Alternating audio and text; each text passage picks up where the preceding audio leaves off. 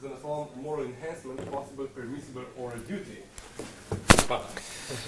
Ja, hvala lepa. Mogoče sem tudi jaz malo bil, ker smo prestali zdaj z angleščine na slovenščino. Zdaj v enem od prejšnjih predavanj smo se že sprašvali o tem, če bi superinteligenca lahko pripomogla k boljšemu upravljanju človeških virov, se pravi v enem smislu tudi bolj moralnemu upravljanju planeta. Jaz sem pa tukaj poskušal podati nekaj nastavkov ali podpreti nekaj vprašanj, če bi bilo mogoče tudi ljudi okrepiti oziroma izboljšati v smislu, da bi bili bolj pripravljeni delati za dobro planeta, za dobro drugih, se pravi, da bi postali bolj moralni. Zdaj ne bom zelo na dolgo pa široko govoril o tem, kaj je moralnost, ker mislim, da tudi kakšni v tem prostoru imate precej več teoretske podlage tukaj, kot jo imam jaz, ampak na splošno bi lahko rekel, da tukaj razločujemo med dejanji, ki so v enem smislu dobra pa slaba, se pravi dobra ali slaba z vidika posameznika ali pa z vidika posamezne družbe. In pa seveda vedenj, ki potem vodijo do dobrih ali pa slabih izidov oziroma do dobrih ali slabih dejanj. Na splošno pač moralno vedenje lahko gledamo kot predplet enih intuicij, čustvenih nastavkov, pa tudi ene razumske refleksije, ki nam omogoča zavestno razmisliti o posledicah naših dejanj oziroma o njihovi moralnosti, se pravi, tema so dobra ali so slaba. Zdaj zelo dolgo se je moralno zmožnost smatrala za nespremenljivo, ampak danes pa precej poskusov in tudi precej ugotovitev kaže o tem, da je moralnost lahko precej tudi situacijsko pogojena, se pravi, da je odvisna od posameznih faktorjev v okolju, tudi od tega, kakšno je naše interno stanje, naprimer, če smo lačni, če smo bolni, če čutimo bolečino, če smo slabe volje, če pač naše potrebe, želje pa prizadevanja niso izpolnjena. Za razliko od tega, če smo pač v zelo dobrem stanju, če se dobro počutimo, če smo bili pravkar deležni pač ene prijaznosti od neznanca, recimo. Zdaj, nekatere študije kaže tudi, da je moralnost v enem smislu tudi genetsko pogojena do določene mere. Se pravi, če imamo probleme z motnjo pomanjkanja pozornosti in hiperaktivnosti, če imajo ljudje naprimer tendence proti Aspergerjevemu spektru, če obstajajo določene okvare v možganih, smo precej manj sposobni izvajati moralna dejanja oziroma dejanja, ki se smatrajo za moralna. Se pravi, če naša pozornost ni naprimer zelo dobra, če nismo sposobni precejšnje samokontrole nad samimi sabo. Tako da toliko majhen za ozadje oziroma za uvod. Kot tudi sami veste, pač znanost, predvsem filozofija, psihologija se že zelo dolgo ukvarjata s tem, kaj je moralnost, odkot izvira. Še prej se je s tem ukvarjala teologija oziroma različne religije. Danes pa neurofiziologija, evolucijska psihologija, kognitivna znanost, neuroznanost, umetna inteligenca, tudi druga področja dajo malo bolj natančne poglede, predvsem v neurofiziološke mehanizme, ki so podlaga zmožnostim za naše moralno odločanje. Imamo na razpolago različne naprave, ki jih vsi precej dobro poznate, MRI, EEG, fMRI, ki so sposobne pač določiti približne sisteme, kjer poteka aktivnost, ko se odločamo o moralnih dejanjih oziroma ko razmišljamo o tem, o moralnih situacijah. Zmožni smo tudi narediti različne intervencije v možgane, ali v smislu raziskovalnih, se pravi, da vidimo, kaj se dogaja, če onesposobimo določen del možganov ali če spodbudimo določen del možganov. Imamo pa tudi terapevtske intervencije, kjer poskušamo pač določene stvari izboljšati ali popraviti. Zdaj moralnost, če gledamo zgodovino, modificiramo oziroma spreminjamo že zelo dolgo. To delamo običajno bolj posredno prek višjih kognitivnih oziroma mentalnih funkcij. Različne družbene skupine oziroma socialne skupine poskušajo vcepiti določeno moralnost od mladih nog naprej in jo tudi vzpostavljati. Včasih pa prihaja tudi do razkoraka med tem, kaj je naprimer v določeni etnični skupini moralno, pa kaj je moralno v družbi na splošno ali pa kaj je moralno v različnih kulturah. To poskušamo tudi delati čez različne ideje, čez ideologijo, čez prepričanja, čez pravila vedenja. Seveda pa to tudi omogočajo različne sankcije, ki so lahko ali fizične, se pravi, da vas dejansko kaznuje fizično, če se ne držite določenih pravil vedenja, ali pa mentalno, pač da obstaja določen pritisk glede tega, kaj je pravilno, kaj je napačno. Se pravi, ena oblika družbenega inženiringa se izvaja že praktično skozi celo zgodovino človeških družb. No, danes pa prehajamo do točke, kjer lahko s posegi v same neurofiziološke sisteme, se pravi, z direktnimi posegi v človeško fiziologijo, morda okrepimo posamezne moralne zmožnosti, lahko jih pa tudi oslabimo. Zdaj, posamezni poskusi s temi napravami, s translobansko magnetno stimulacijo, pa s translobansko stimulacijo z direktnim električnim tokom, so pokazali, da pač lahko vplivamo na določene vidike moralnega odločanja, moralnega razmišljanja. Enako lahko dosežemo tudi s psihofarmakološkimi sredstvi, kar bomo nadaljevali malo predstavil, pa tudi s hormonsko modulacijo. Se ta primer testosterona je najbolj znan, da pač ljudje, ki imajo zelo previsok nivo testosterona, so tudi bolj agresivni, kar pomeni, da je tudi težje izvajati moralna dejanja, ki zahtevajo eno manjšo mero impulzivnosti. Za tisti, ki ste že bili na mojih predavanjih, verjetno že dobro poznate ta slajd, ki ga vsakič pokažem. Tukaj gre v bistvu za koncept, da s tehnologijo lahko okrepimo oziroma izboljšamo posamezne človeške lastnosti. Se pravi, tako da posegamo v človeško genetiko, v človeško nevrofiziologijo z različnimi oblikami tehnologije. Tukaj je par pač področji, kjer se te tehnologije lahko aplicirajo, se pravi za podaljševanje zdravega življenjskega razpona, za krepitev fizičnih zmožnosti, pa za krepitev umskih zmožnosti. Zdaj spet je par kategorij, ampak tukaj se bomo posvetili zmožnosti za krepitev moralnosti. Zdaj, kakšna bi pa bila sploh motivacija oziroma razlogi, zakaj bi hoteli spremeniti oziroma izboljšati te naše zmožnosti, predvsem moralne zmožnosti v tem smislu. Zato, ker do danes prihaja do neujemanja med tremi različnimi faktorji. In sicer našo psihobiološko naravo, se pravi instinktom, globoko zakoreninjenim, se pravi hardwired impulzom, nagonom, ki so se pač razvili zato, da smo bili uspešni pri reprodukciji in preživetju v okolju naših prednikov. Ampak določeni od teh instinktov v sodobnem okolju pač niso več tako zaželeni, tako dobri, pa tudi ne pripomorejo k uspehu posameznika ali pa družbe. Zato, ker živimo v precej različnem okolju, kot je bilo okolje prednikov v tehnološkem okolju, ki na nas postavlja precej drugačne pritiske pa zahteve, kot jih je pač preteklo okolje. In pa kot tretje, neskladno z našimi normami ali pa vrednotami, ki jih imamo, se pravi, želimo si nekaj drugega, kar nam po eni strani diktirajo ali pa narekujejo naši impulzi, pa v kar nas silijo oziroma kar nam omogoča naše okolje. Zdaj, večino študij ali pa razmišljanja, ki je bilo narejenega na to temo moralnega, na splošno krepitve človeških zmožnosti, se običajno sprašuje, katero od teh treh faktorjev bi bilo najbolj smiselno spreminjati. Zdaj bi bilo smiselno spremeniti naše vrednote, tukaj se lahko vprašamo, pa če te naše vrednote pripomorejo k večji, recimo, svobodi, k večji sreči, k boljši družbeni stabilnosti, če bi bilo mogoče spremeniti naše okolje, se pravi tehnološko okolje, v katerem živimo, ali pa če bi bilo bolj smiselno posegati v našo psihobiološko naravo, se pravi tiste instinkte, nagone, pa predispozicije, ki so se razvijale v okolju prednikov. Se pravi, vprašanje je mogoče izboljšati oziroma ukrepiti določene aspekte človeške moralnosti oziroma človeškega moralnega vedenja. Zdaj, zavedenih je bilo kar nekaj poskusov, tukaj jih je par, ko so bili narejeni s napravami za neinvazivno možgansko stimulacijo. Naprimer, en poskus je zmanjšal vpliv prepričanj na moralno presojo posameznih dejanj, ki so jih subjekti pač delali. To je bilo narejeno s TMS-om.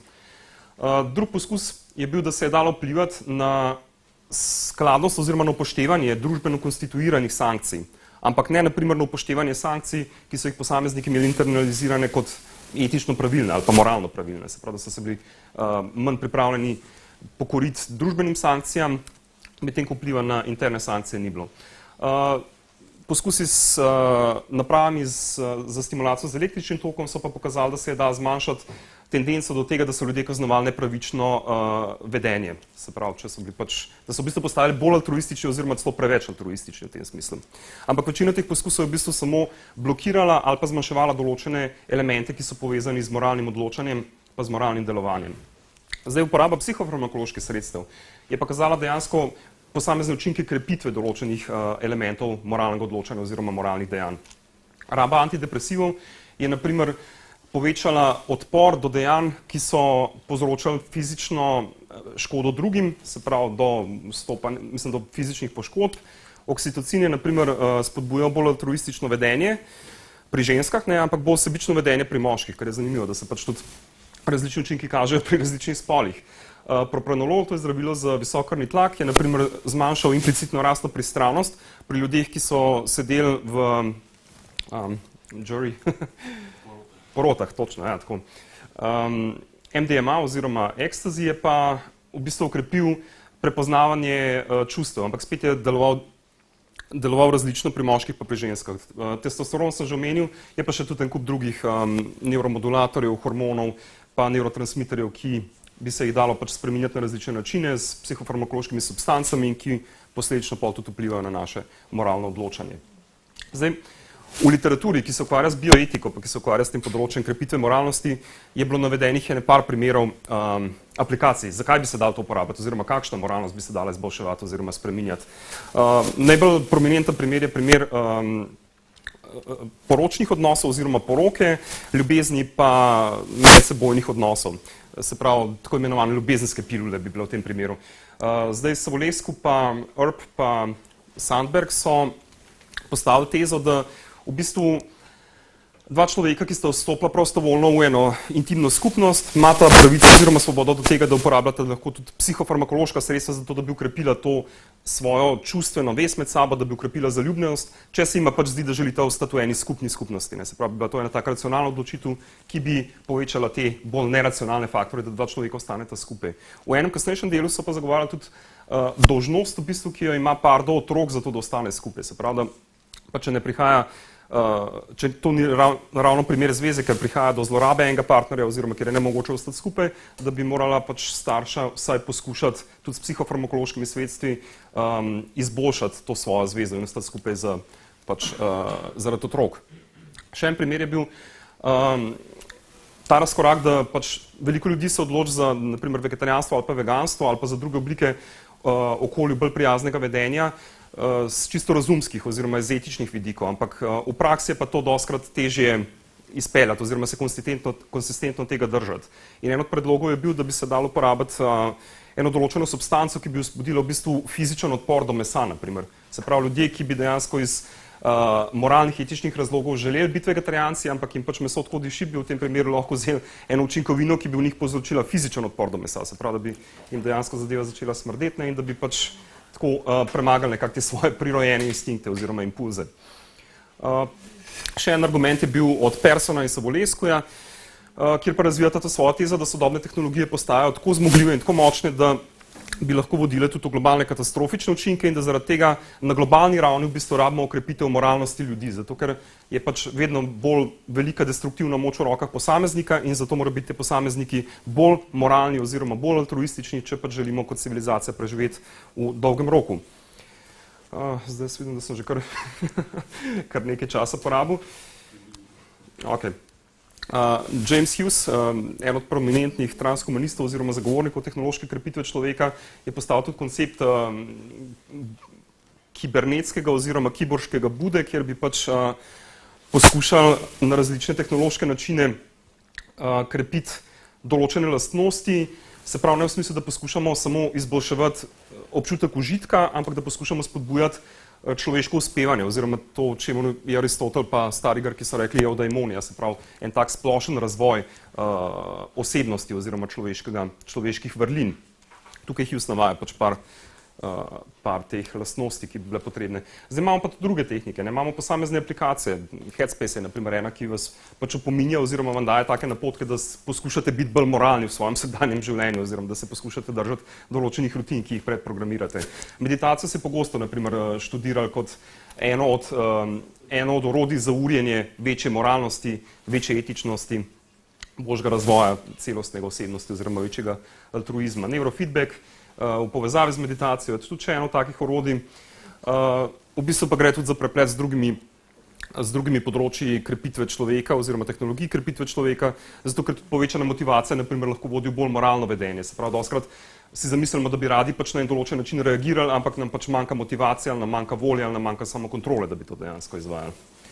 Zdaj še eno področje, ki se tukaj odpira, ni toliko povezano pač s to direktno intervencijo v človeške nevrofiziološke sisteme, ampak je povezano bolj z razvojem pametnih pomočnikov oziroma aplikacij, karkoli že temu hočete reči, pač se pravi recimo pametne ure, ki te v določenem času opominja ali pa te spomni, da je pač treba kaj narediti, da je treba na določen način reagirati, da vas pač opominja oziroma malo usmerja. Zdaj mal problem, ki se kaže v tem smislu, je mogoče to, da poskušamo avtomatizirati eno določeno moralno vedenje. Zdaj, a je to dobro ali slabo, je pač spet vprašanje poskusov, pa vprašanje posameznih pristopov.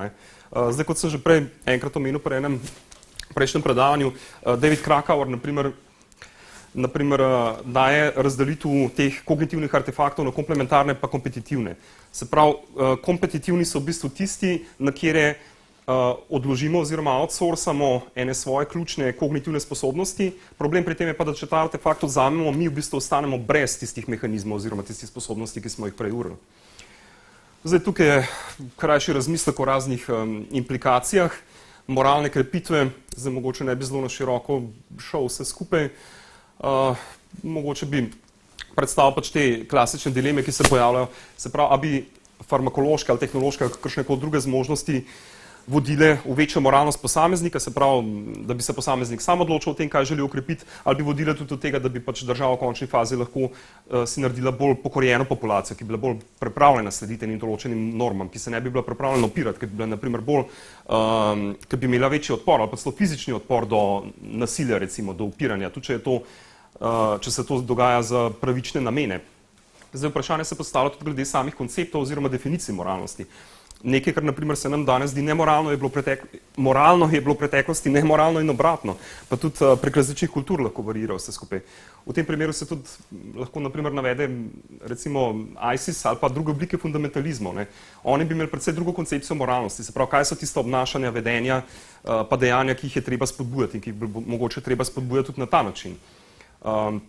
Zdaj tudi vsi poznate verjeten primer Alana Turinga, ne, ki je bil v bistvu gej, ne, in kar se v Britaniji v tistem času smatralo za nemoralno, ne, kar pomeni, da so ga v bistvu kemično kastrirali, ne, da so zniževali njegov testosteron in to je takrat veljalo za moralno, za želeno dejanje, v bistvu v enem smislu tudi za terapijo. In tukaj se odpira tudi vprašanje, kakšna vedenja, ki se nam mogoče zdijo nemoralna ali pa antisocialna, bi mogoče potem padlo v kategorijo terapije, se pravi nekaj, kar je treba zdraviti, kar velja za duševno bolezen ali pa nekaj, kar je družbeno nezaželenega.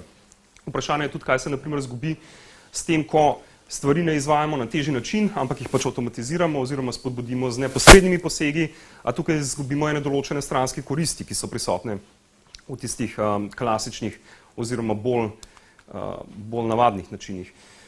V končni fazi bi pa pač spet poudaril tudi to, da nagoni mehanizmi pa vse skupaj, kar se je razvilo v sklopu človeške evolucije oziroma naravne selekcije, ni nujno dobro. Ne. Recimo, ogromen študij iz evolucijske psihologije pač kaže, da je posilstvo pač čisto naravna strategija samcev, ki so bili niže na družbeni lestvici, zato da so pač razširili svoj genski material naprej. Ne. Ampak zaradi tega noben danes ne bi trdil, da je to dejanje moralno, ne. Samo zato, ker je naravno oziroma ker se je razvilo skozi evolucijsko selekcijo. Zdaj, kot Savolescu pa Persson nekako argumentirata, je vprašanje, ali je človeštvo sposobno preživeti z eno tako živalsko moralnostjo, recimo v sodobnem tehnološkem svetu. To je pač tu še zmeraj odprto vprašanje. In v končni fazi bi mogoče spet navedel enega velikega misleca in sicer Spider-Manovega strica, če ste film gledali, ki je rekel, da pač velika moč prinaša tudi veliko odgovornost. Se pravi, bolj kot imamo razvito tehnologijo, bolj kot imamo razvite zmožnosti, imamo tudi večjo odgovornost. In odgovornost bi bila tudi v smislu, a smo dolžni tehnologijo uporabljati za krepitev svoje moralnosti ali bi bilo boljše, da se tega vzdržimo, kar pa spet ostaja pač odprto vprašanje. Tako da s tem bi jaz zaključil, na koncu bi porabil še malo za lastno samo promocijo oziroma reklamo. Tukaj je spletna stran Centra za preučevanje znanosti, kjer pač jaz delam. Večino mojih tekstov pa lahko najdete na moji strani od Akademije Edu ali pa na ResearchGate-u. Tako da hvala lepa za vašo pozornost.